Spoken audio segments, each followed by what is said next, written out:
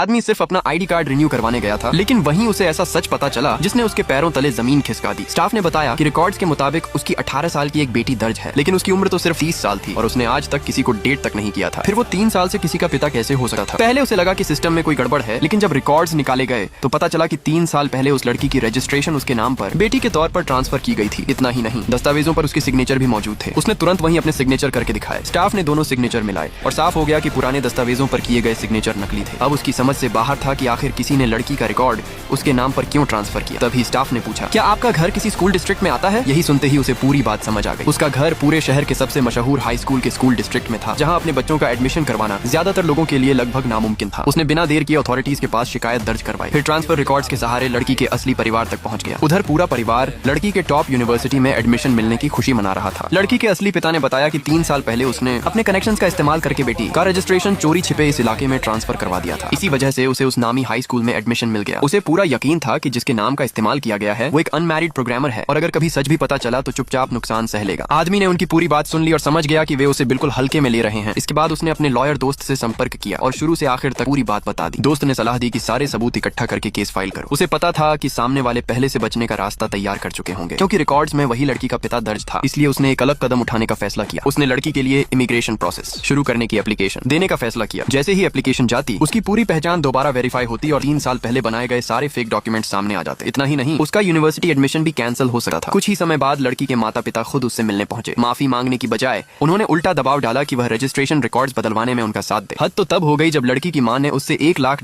Child support के तौर पर देने की मांग कर दी, सिर्फ इसलिए क्योंकि रिकॉर्ड्स में वही लड़की का पिता लिखा था। ये सुनने के बाद उसने उनसे कोई बहस नहीं की। अगले ही दिन वह इमिग्रेशन ऑफिस पहुंचा और लड़की के पिता के तौर पर इमिग्रेशन एप्लीकेशन जमा करने की तैयारी करने लगा। स्टाफ ने बताया कि जैसे ही एप्लीकेशन सबमिट होगी, लड़की की असली पहचान की आधिकारिक जांच शुरू हो जाएगी। साथ ही लड़की को भी इसका नोटिस भेज दिया जाएगा। ये सुनते ही उसने बिना झिझक सारे तैयार दस्तावेज जमा कर दिए। कुछ ही दिनों बाद लड़की के पास इमिग्रेशन का नोटिस पहुंच गया। नोटिस देखते ही पूरे परिवार के होश उड़ गए। पार्ट 2 के लिए लाइक सब्सक्राइब